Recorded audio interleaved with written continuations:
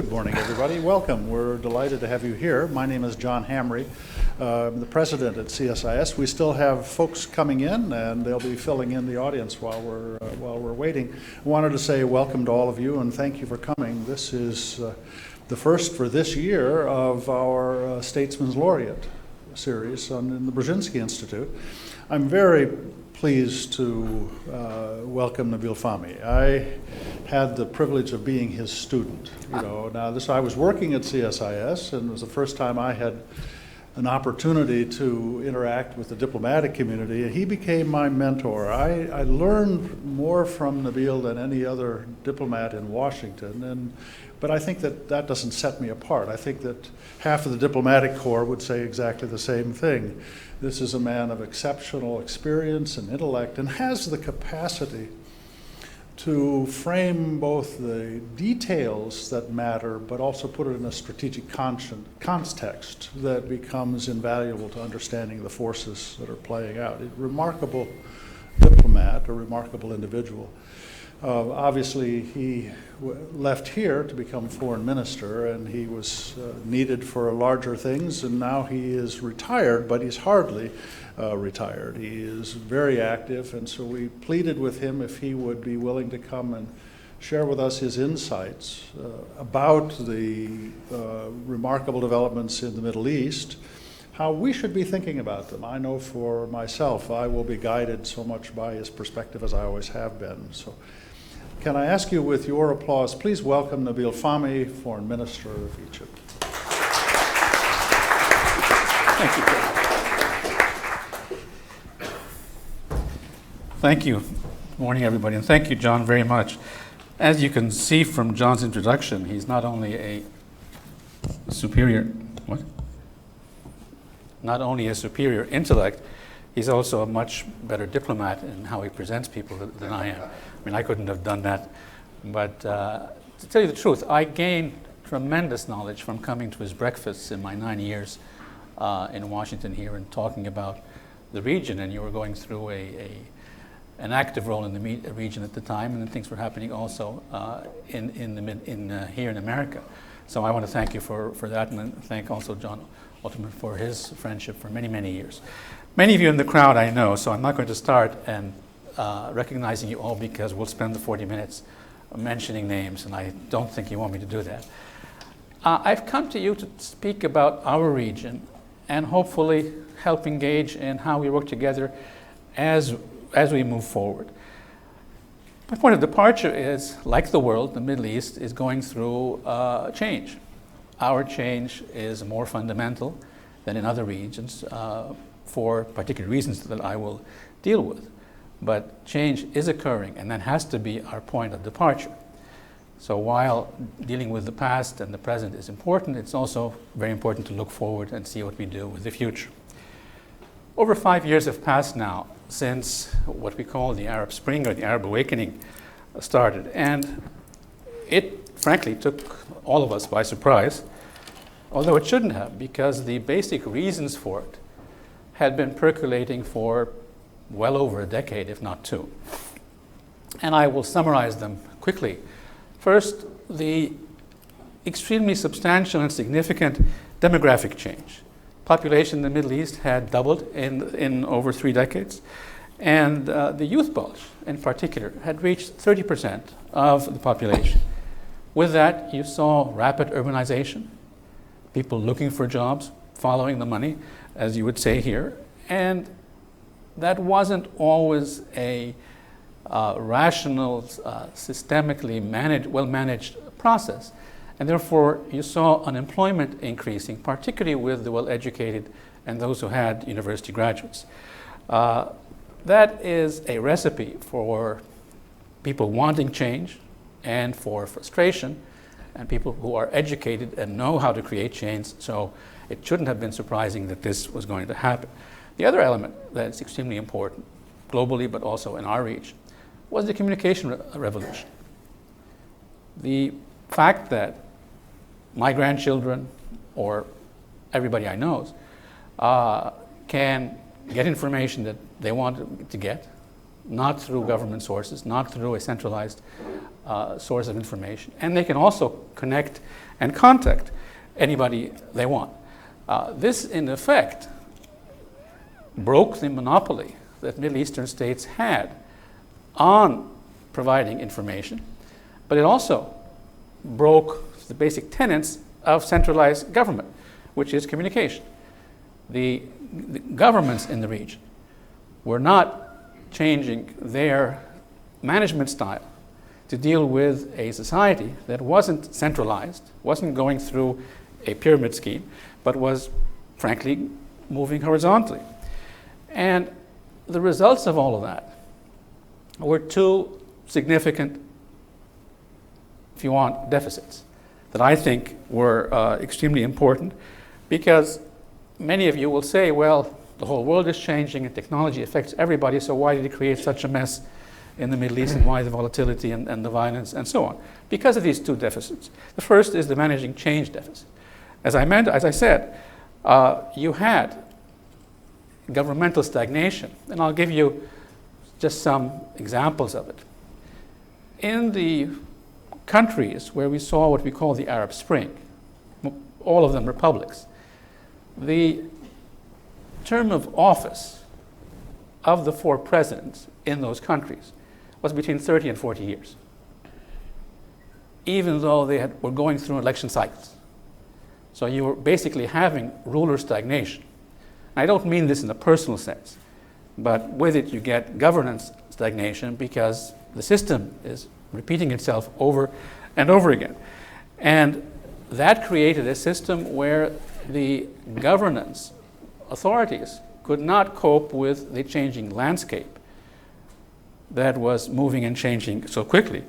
The second reason, equally important, but the second deficit, frankly, was what I call a national security deficit, both in the military and political sense.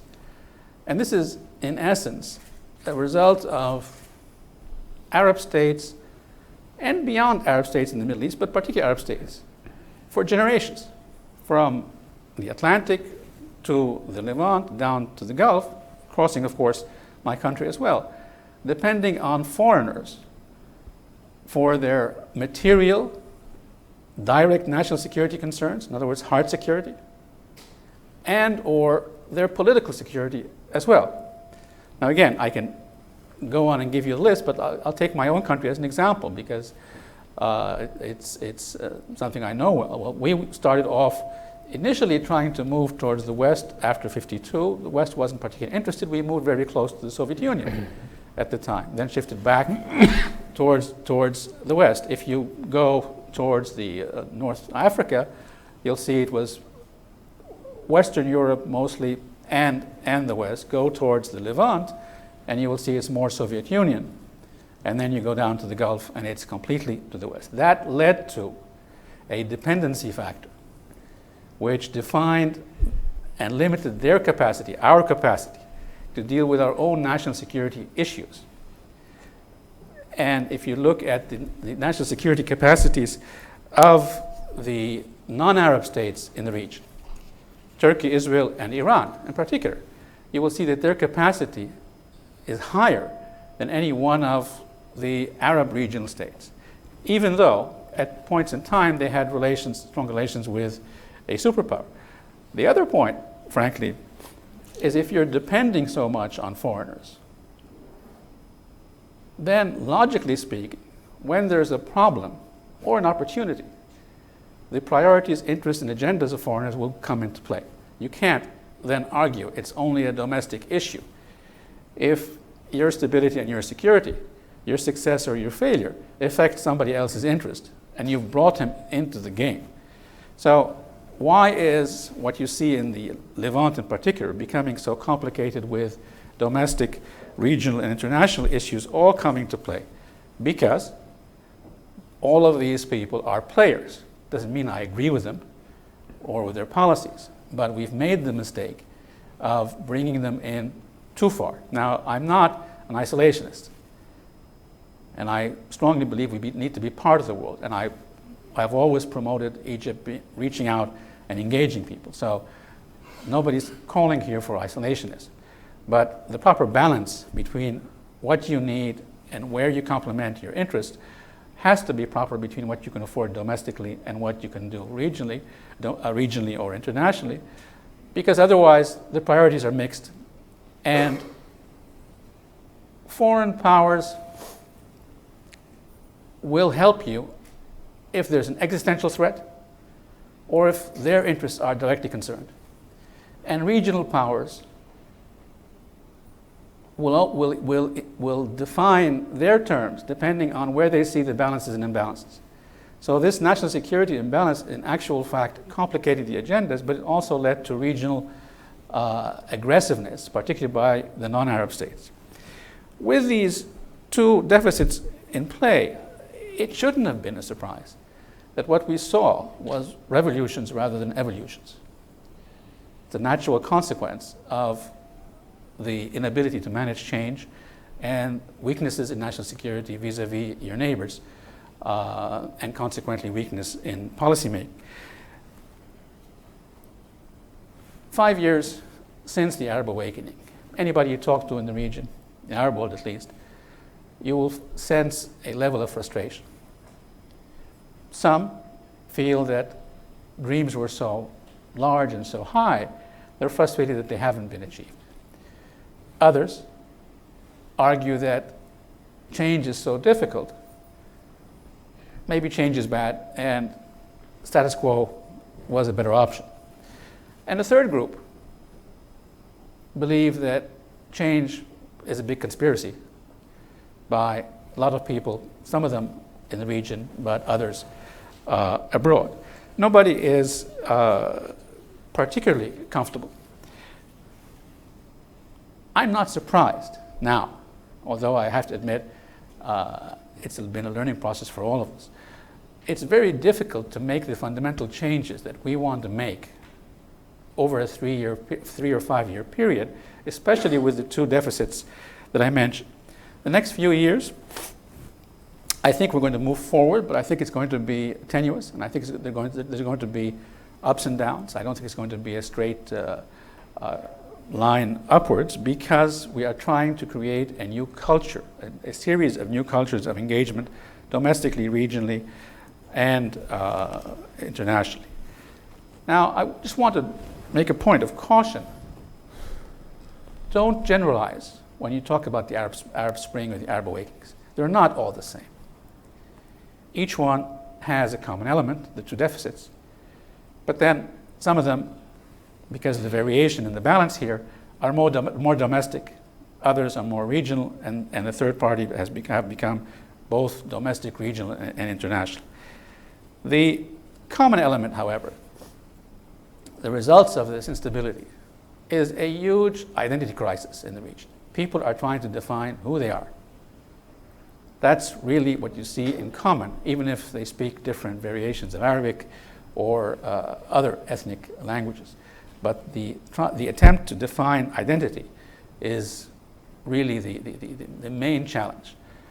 There's tension between modernity and revisionism, which people like to call fundamentalism. But should we move forward or move backward is the answer. Moving forward or moving backwards. There's tension between the national identity and the religious identity. I'm a practicing Muslim, and I'm proud of it, but should I be well, I can argue three things: Arab, Egyptian, or Muslim. That's being debated now, less so in Egypt, but mostly throughout the Arab world, and a little bit also in Egypt. And there's a third identity among the many about the national identity and the ethnic identity. Am I Arab or am I Kurd? Even if you look at the Iraqi example specifically, when after Saddam, in the new Iraqi constitution, it talks about Iraq in the Arab world. Because they had so many ethnic constituencies, they wanted to make sure that they didn't exclude anybody by simply saying they were an Arab country. So the issue of the national identity versus the ethnic identity is also seriously to play here. Now, with all of that, there is an overarching issue here. If we start defining ourselves differently and consequently develop systems of governance that are different, then what you really have is a direct challenge between the nation-state order and the ethnic or non-nation-state order. How are you going to define yourself? Is this the Muslim world, or is it Muslim states in the Arab world? So, and consequently, what elements do you need to do, and how do you define national security, and so on and so forth. So I underline this point. You're also seeing here a very dangerous challenge to the nation-state order in the Middle East. And that should not be taken lightly. And I frankly don't see enough focus on that internationally or domestically and regionally. Now, since we don't like to do things easily, and because of the two deficits I mentioned, you also see a very large number of non-state actors. Let's leave aside the positive ones, civil society, the multinationals, and so on and so forth. I'm talking about mostly are extremists and terrorists. And they are part of the game, trying to feed on the frustrations that exist in the region or the imbalances, and take advantage of that. And ISIS is just one of them, not all of them. My final 2 points on this issue of identity and challenges. The region is trying to define what actually is the role of religion in society. It's a much more religious society than many parts of the world. But what actually is that role? Is it simply an issue of faith, or is it faith and culture, or is it faith and politics? And when I use the term role of religion, I don't mean simply political Islam. I actually mean the larger meaning of this, but it includes the issue of political Islam. And my last point that I think is challenging us all is we need to find a way, as we determine our identity, as we deal with the challenges between a nation state and ethnic identities or other identities, we need to find a comfort zone with power sharing. And that, frankly, is not only applicable to the Arab world, that also applies to Israel, Turkey, and Iran. And I can expand on that, but the issue of holding power and sharing it at the same time, the region still does not have a comfort zone in that respect. Well, where do we go from here? First thing, anybody who thinks it's going to be fixed quickly should leave the room.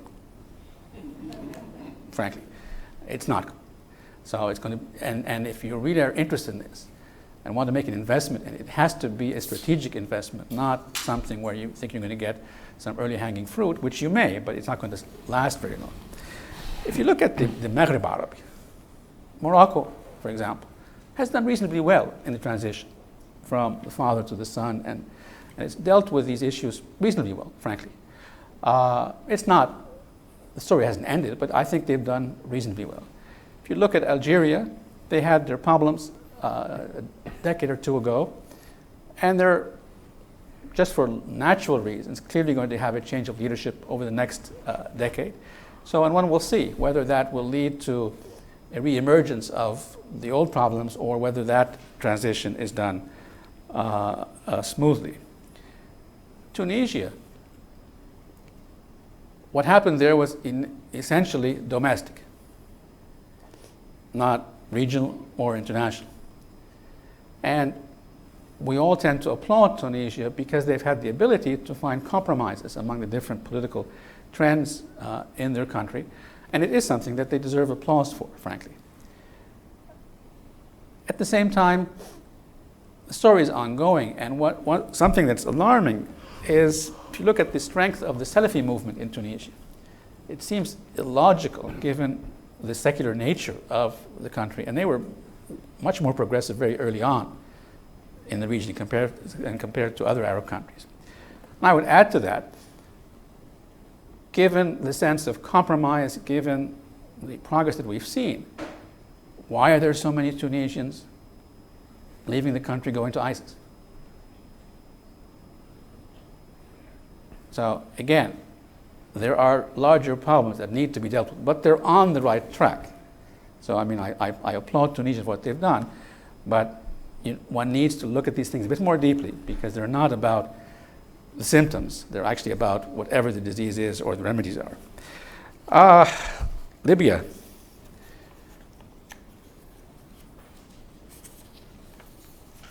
When I dealt with this, I was trying to figure out whether I wanted to call it a failed state or a non-state. That's not two good options, frankly, to deal with. But look,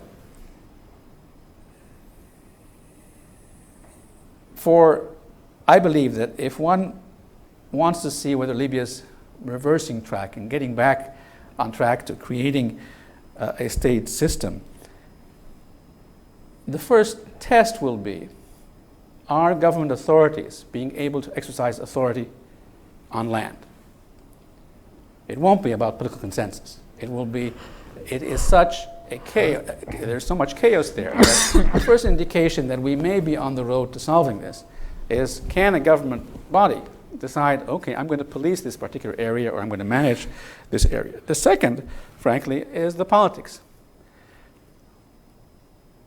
I think it's imperative for the Syrian government and for General or Field Marshal Haftar now in the east to find some political compromise, even if it is gradual.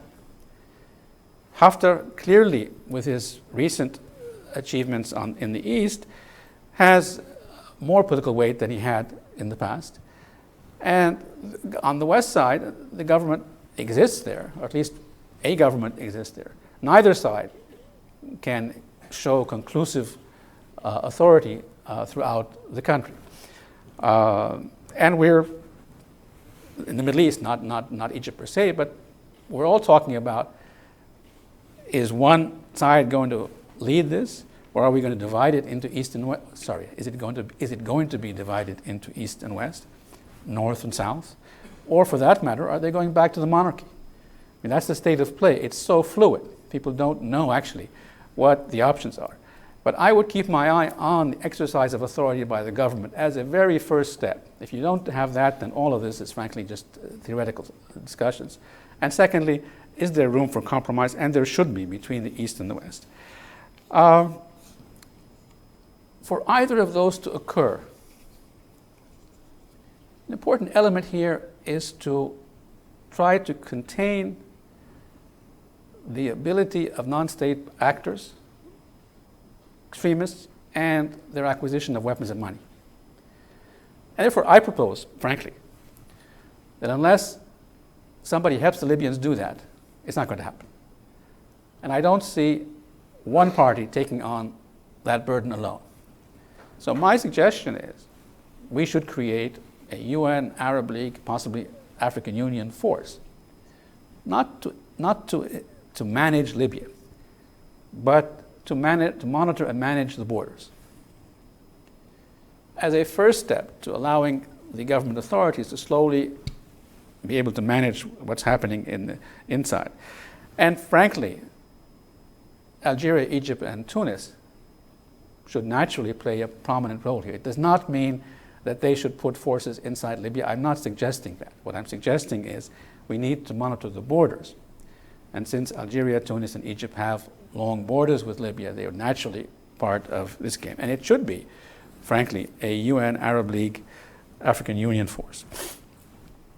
I was going to skip Egypt, but I didn't think it would be fair to John if I did that. So I will talk about Egypt. I'll talk about Egypt for a second. Look, Egypt's going through a fundamental socio-political and economic transformation. All of the numbers I gave you are essentially Egyptian, but they apply to the rest of the world. And we're trying to do that at a point in time when all of our borders are on fire, or problematic. So it's not, I mean, the Egyptian case was domestic. It was not a regional issue, and it is not today a geopolitical issue either. But for us to be able to solve all of the questions I raised, it's not easy when you look across your border and there's a problem on every side of it. And I would joke frequently when I was foreign minister that my nightmares were more pleasant than my days. First of all, they were shorter and they ended and they weren't real.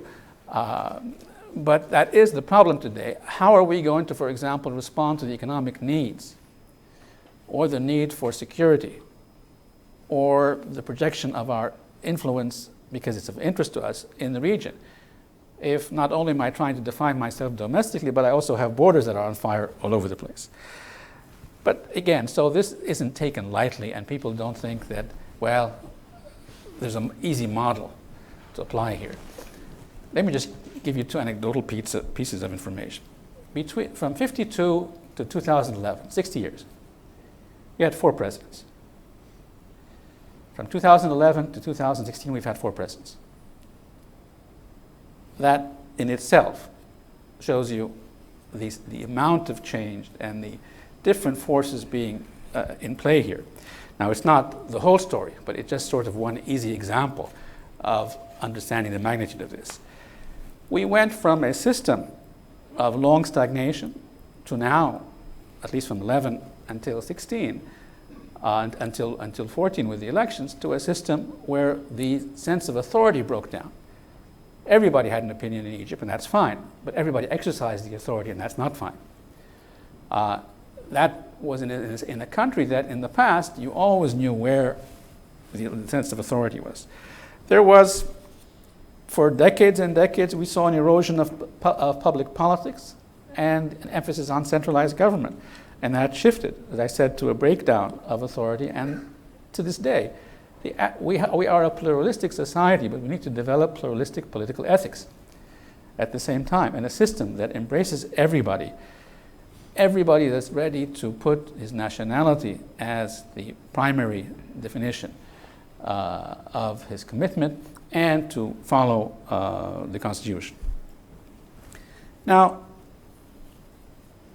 as we do this institutional changes, people want to have a better way of life in the immediate sense. And it's very, very difficult, not only because of the political issues, but we have an approximately close to 3% population growth rate. Now, trying to imagine to reach the objectives or the responses to that kind of growth with very strong challenges to many of our direct sources of income because of the 5 years that have occurred, tourism, exports, and frankly, the reduction of world trade. So when we argue that, well, we're growing at 3%, that's better than 0%. But we actually need to grow between 7 to 8% for a number of years just to meet demand. And we can't do that by taking traditional steps. It's important for us to take decisions and focus on projects that will give you exponential gains, not simply the traditional incremental gains. And I argue here that I believe that more and more focus has to be done on technology, on state-of-the-art technology projects. Now again, let's not belittle what has been achieved. There has been very significant work done on infrastructural projects. The government has taken very difficult decisions. My professional career, which is quite long, we were always discussing reducing subsidies. Well, they decided to reduce subsidies, at least on energy. And for 35 years, we were discussing and never took the step. They put in a new VAT tax. Now, you would argue that, what's the VAT tax? It is important because what's important in this case is actually the income from the tax, but it starts defining the informal economy, which is almost equal to the official economy in Egypt, because you get the tax benefit incrementally if you participate. So this I think, is a very important issue. And security today is much better than what it was 2 years ago or 4 years ago. There's still problems on the western border with Libya, and there are some problems in certain areas in the Sinai. And unless we also deal with that, we won't reach our goals. But there is progress. Now, where I think we can do better is as Egypt moves, the government moves from one challenge to the other, it's important to enunciate more clearly what is the political and economic agenda, what's the vision, not the goals, what's the vision? What kind of country are we trying to achieve, so that we can all figure out whether the benefits or the cost to each one of us individually are worth this process. And then also the projects. But I really believe it's important to understand that there are multi-stakeholders now. So it's not enough to send a memo to those who have authority. Everybody has a piece of the authority. So public discourse on vision is extremely important. I think we finished the roadmap. So in other words, we have an elected president, we have an elected parliament, we have a new constitution, and all of those are important steps forward. But we need now to see an active, vibrant political system where all of these bodies are engaged and fulfilling their obligations, while at the same time respecting the separation of powers between one and the other, because that's what will allow the checks and balances to function properly.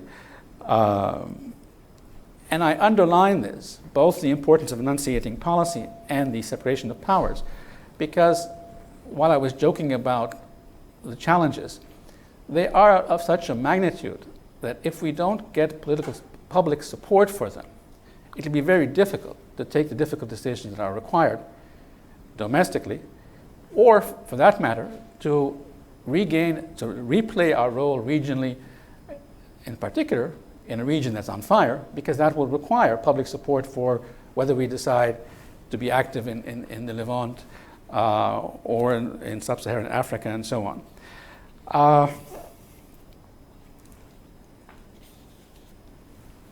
If you talk to any Egyptian, he will always, and I smile at some of you looking up at me, talk to you about the importance of us regaining our role in the Middle East.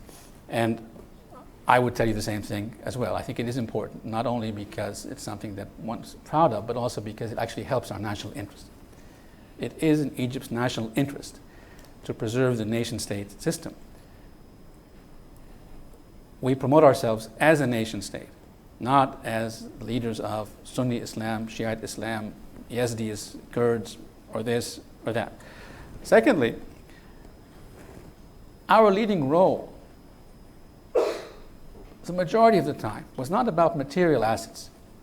They're always important, but it wasn't about that. It was about being a pioneer in establishing nation-state systems, in developing new trends in peace and war, in pushing new social concepts.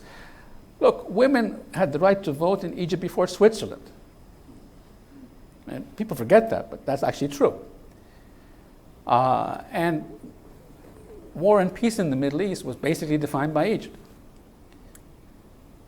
We need to regain that. And the way we did it in the past wasn't by promoting policy. It was by having a country that others in our region felt was a model that they would like to emulate. We never went around telling them you had to do what we did. But they wanted to have the arts and the sciences and the music and the education that they found in our system. So the beginning of regaining our role is actually creating for the Egyptian people a 21st century modern society that they are proud of and that others would want to emulate, not necessarily 100%, but in different forms. And that's, I think, something that comes very closely with this issue of enunciating policy, domestic and regional. Let me spend a few minutes on foreign policy. 4 or 5 days after I came into office, I held a press conference because I believed in the importance of speaking to the people and projected what I thought was the elements of Egypt's new foreign policy. We had 2 revolutions. What did they say? What was a common word in both of them? Freedom. What does freedom mean in foreign policy? You can either isolate yourself or have multiple choices. It's either or. You can't be a foreign policy player with two C's, importing food and energy and being dependent on national security issues. You can't have one. You can't be free unless you have multiple options. So the first point we made then, and it's still the policy today, was we will defend the June 30th revolution. That's point one, because that was imminent and urgent. But secondly, it was to ensure that we had freedom of choice in foreign policy. And that's why we did not, and we said this publicly and we say this today, we did not say we want to replace America by Russia or by China or by Japan. It was we wanted to develop relations with America and Russia and China and Japan to give us more choices and consequently be a healthier partner for all of these. So this point of diversifying your relations is an extremely important point, and it remains today a core issue in Egypt's foreign policy. The second, frankly, was to regain our regional focus. We cannot claim to be the leaders of Latin America. Well, we can, but nobody will believe us. So seriously speaking, where can we actually have influence and be taken seriously, and where is it a priority for us in our neighborhood? So regaining our foothold in the Arab world and in Africa is extremely important, and again, we continue to try to do this. I would like to see in Egypt's foreign policy a wider, clearer explanation of scenarios for the future. What we expect to happen in the future and how we would like to deal with it. I think our society is strong enough, healthy enough, and has the depth to engage or at least lead that discussion. It's remained the only country in the region, especially in the Arab world, but in the region generally, that has interests from the Maghreb Arabi right through to the Levant, down to the Gulf, and will comment, and has commented regularly, on everything from war and peace in our region, climate change, social issues at the UN, and so on and so forth, while most of the countries, for understandable reasons, started off with priorities that were immediately close to them. So I urge my colleagues back home, and I do this publicly, there's no secret, that we are the only ones who have the ability to put forward options and visions for the future. They don't have to be accepted by anybody, but they should set the parameters for the discussion as we move forward. And I would like foreigners to look at Egypt that way. And I say this in America in particular, because Americans have tended to look at Egypt for decades, and we have occasionally made that mistake of projecting ourselves in that fashion. As well, Egypt is the country that made peace with Israel. We are, and we did that for our own national interest, and it still is in our national interest. But there's more to Egypt than that. And there's more things happening in the Middle East than that. So I would argue that Egyptians need to promote themselves as the country that made peace first, but also the country that has influence on A, B, C, and D.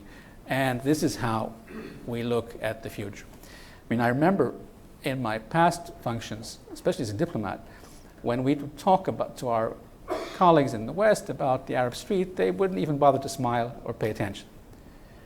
Now, even as foreign minister, when I would talk about a new proposal, they would look, well, is the Arab street going to follow you? Nobody really knows what the future is, but we need to be the ones leading the discussion about that. Syria also was originally a domestic issue. It wasn't a geopolitical issue regionally or internationally. Now, it is the worst humanitarian disaster in history, and it has political ramifications that go far beyond the Levant, can influence the shape of the Middle East completely, and with the present tensions between the US and Russia can actually go well beyond that if anybody miscalculates. I would add that I don't see any end in sight. I don't see an end on the battlefield. No battlefield success will bring all the forces together and lead to resolution. At the same time, there are no regional players, Arab or non-Arab, directly or through surrogates, that can resolve this on their own. The superpowers obviously can't solve it on their own. So the logical answer, therefore, is if if and when there's a solution, it's going to have to involve the two major powers, at least, Russia and America. It's going to have to involve a number of the regional players, as well as, of course, the Syrians, and not necessarily in that order, but as well as the Syrians.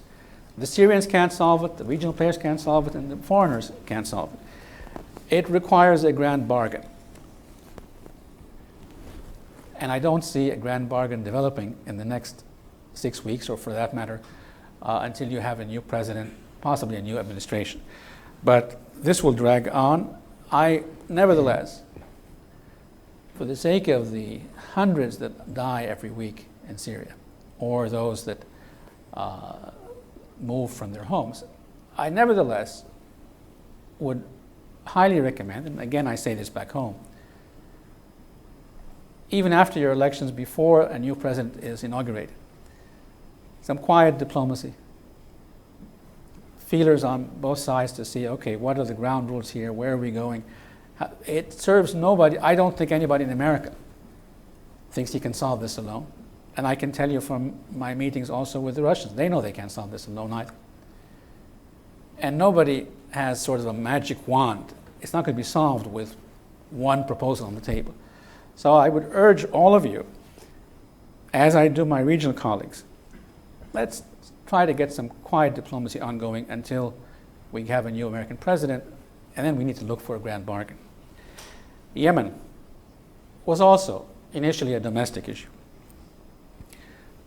The efforts by the UN emissary are, frankly, the only game in town, and it's not a particularly active game, frankly. It's become now a domestic issue, a sub-regional issue in the Gulf, and also an issue that involves tensions between the Arab Gulf countries and Iran. So, again, it won't be resolved. It will only be resolved either if you have a sense of fatigue, where the parties feel this is simply costing too much to continue, and therefore let's look for a compromise, or you have a rebalance in who has influence and who doesn't have influence in the region, and that can't happen quickly. Therefore, the real issue is the political rebalance. I think, and I've said this before, for the Middle East to stabilize, Yemen is just one example, there has to be a serious dialogue between Iran and Saudi Arabia. And there has to be a serious dialogue between Turkey and Egypt. But before you start tweeting, I don't see either of them happening very quickly. And I actually believe that what's necessary is something you Americans used to tell me very frequently, and I would oppose, are some quiet confidence-building steps from the Iranians towards the Arab Gulf states, and also from the Turks towards Egypt, and to try to build up a little bit of deal with the lack of trust that exists. So over time, we can get into a more serious dialogue. Many talk about the Arab Spring, but they forget a major component of the frustration and anger that exists, which is the lack of a Palestinian country, not Palestinian state. The lack of resolution of the Palestinian-Israeli track, while quiet on the ground in comparative terms, is only so because there's more blood happening in other areas than in that theater in particular. But it is the longest ongoing conflict, and it will continue to create problems for us in the future if we don't solve this. Personally, I don't see progress, but I don't see a solution except for the two-state solution. Either we find ways to move forward towards a two-state solution, or we are going to end up with a one-state solution. And I don't think a one-state solution will respond to the national aspirations of the parties involved. But one should be very careful here. We've gotten to the point where, well, you have the choice to make now. you want to keep your national aspirations, it has to be in two states. You don't want to engage in that, then you're going to play with demographics. And it will be a one state, but you can't continue to have people under occupation for a century. Now, to get there, I suggest the following. As an interim step until, again, you finish your elections, but that's not the only problem, frankly, on the peace process. I suggest 4 points, a package of 4 points. First of all, I want the Palestinians and the Israelis to announce that they support a two-state solution based on 1967 boundaries, or territories, let's put it that way. It's the first element. Because I frankly question whether the support is there, particularly with the present Israeli government. I don't think that the present government in Israel believes in two-state solution. So that's point one. Give me a reaffirmation of the commitment. Point two is, let's have direct negotiations between the Israelis and Palestinians. And while they're occurring, security cooperation between Palestinians and Israelis should continue, and settlement activities should stop during the negotiations, irrespective of the illegality of settlements or the arguments about settlements, but just in order to move things forward. I would hold these direct negotiations under regional auspices with superpower support. Specifically, I would hold them under Egyptian auspices. Our relations with Israel are good. Our relations with the Palestinians are good. But they would have to have an endorsement from America and Russia. They can't be resolved simply with regional support. And I would give them a 12-month term limit maximum. Now, these 3 points, I would add to them the fourth, which is to give this a little bit more sense of purpose. I'd want these 4 points to be put in a Security Council resolution, simply saying you're going to negotiate on two-state solution. You will negotiate directly under the auspices of Egypt and Russia and America, and for about 12 months. And in the meantime, while you do that, stop settlements, but continue the security cooperation. And let's get a resolution from the Security Council. This would be the basis for what we do the next 12 months and the basis for the next American administration.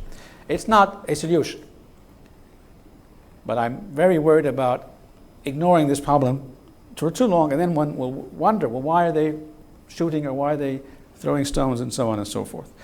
Let me close with very few points. First of all, again, what's happening in the Middle East is fundamental, and it is very serious and institutional in its composition. It will take time. Don't assume that things can be resolved quickly. You can't ignore it. The region is on the precipice of implosion, but we need to be wise and patient without being complacent. We cannot afford apathy or complacency. I would urge Arab countries to remain true to their culture, their relationships, and their heritage. I would nevertheless urge them to look forward rather than backwards, take a larger role in defining their own destiny, particularly on the management of their societies and on national security issues. And it is imperative for the leaders in the Arab world to put forward models for 21st century centrist, pluralistic Arab states with strong national security capabilities that deal with the threats for tomorrow. You won't be surprised that I would emphasize and reiterate that I think Egypt can play and should play a prominent role in this respect. I would urge the United States, since I'm here, and again, when I go to Russia, I say similar things, but of a different nature, but they're the same. I would urge the United States to adopt a three-dimensional policy in the Middle East. First, you should embrace a strategic approach, not a tactical one. These issues won't be solved tactically. So you need to embrace a strategic policy, one that is focused on enhancing the domestic and regional capacity of your friends and allies so that they can play a larger role in their own future, while at the same time providing the necessary support for existential threats or major challenges. Long-term capacity building should be the doctrine that you embrace in the Middle East, rather than quick fixes or immediate returns, because they won't have a lot of shelf life on the wherever you want to keep them. Secondly, to everybody, Arab, US, and internationally, we need to keep our eye on the nation-state system. If we allow the system to break down, because it's easier, let's divide Syria into 3 sectors, let's divide Libya into 3 sectors, they're more manageable. Well, they're different anyway. They are different, but they are part of one country. And I would argue that the African Union, one example, in its founding document, basically and correctly blamed Europe for colonization and all of that, but took the position that in spite of all of these failures and faults, it is more dangerous to try to redefine borders and redefine the nation-state system than it is to move forward and look towards the future. So again, I underline, while World War I conspiracies were conspiracies, you've all admitted to that, I don't think trying to dismantle the world is the best way to move forward, and it won't stop in the Middle East, by the way, if you start doing that.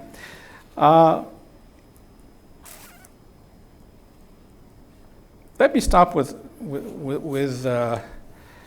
those points, and I'm open to any questions. Thank you very much.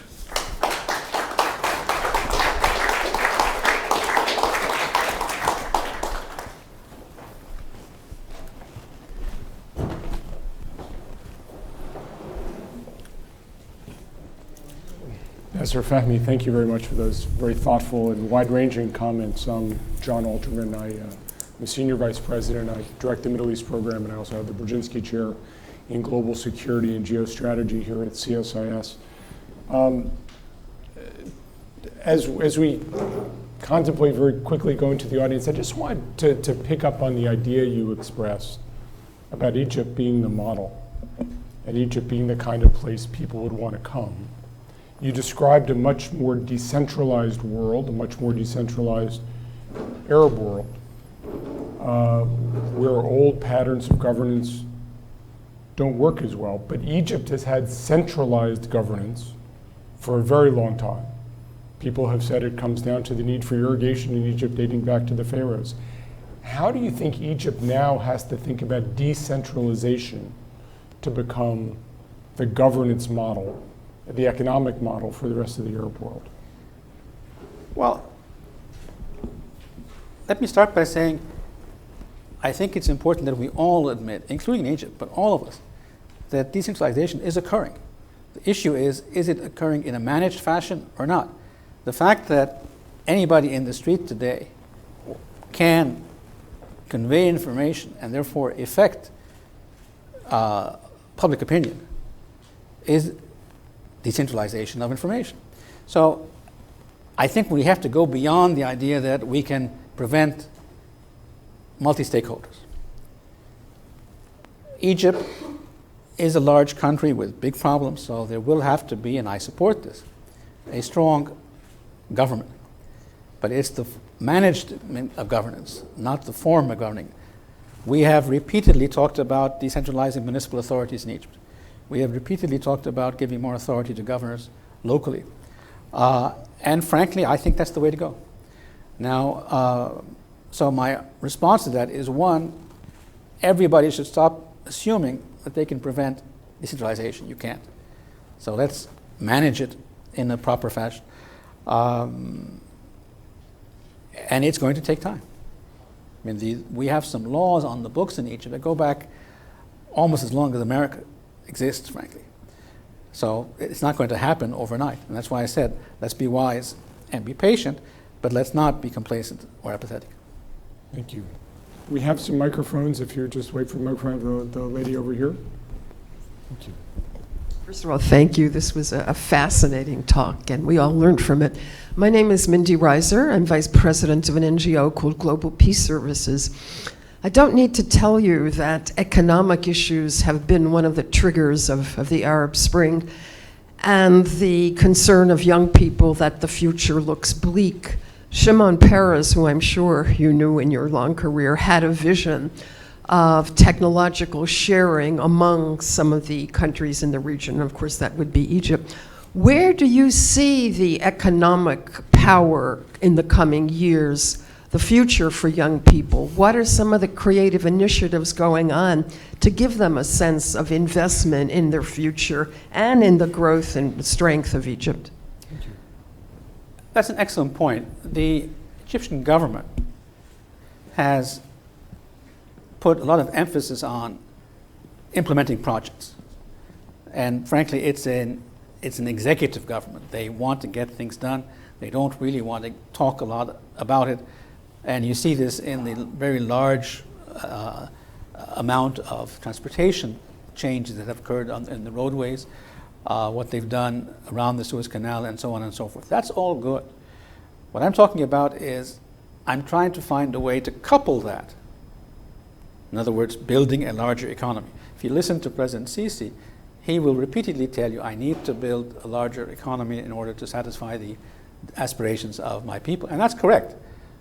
The point I add to that is, while we do that, because we've gone through political change in the Middle East, it's important to make sure that everybody feels they're a stakeholder in this process. And therefore, as you take the right steps in implementing projects, we also need to develop a culture of public engagement in politics and the ability to have different points of view as long as they're within the constitution of the country. So it's a challenge. And just today, I was watching television in Egypt, and they were showing these 6 tunnels that they had built from under the Suez Canal. All of them were, the general manager of one of the tunnels was 32 years old. You couldn't do that in Egypt 5 years ago. So yes, we need to respond to youth in particular, and we need to get some real work done. It can't be all talk, but again, talk is important in order to provide direction. We're going to have time for one more question if there is one. Yes, sir, in the back. Hi, my name's Benjamin Rogers from AJC, American Jewish Committee.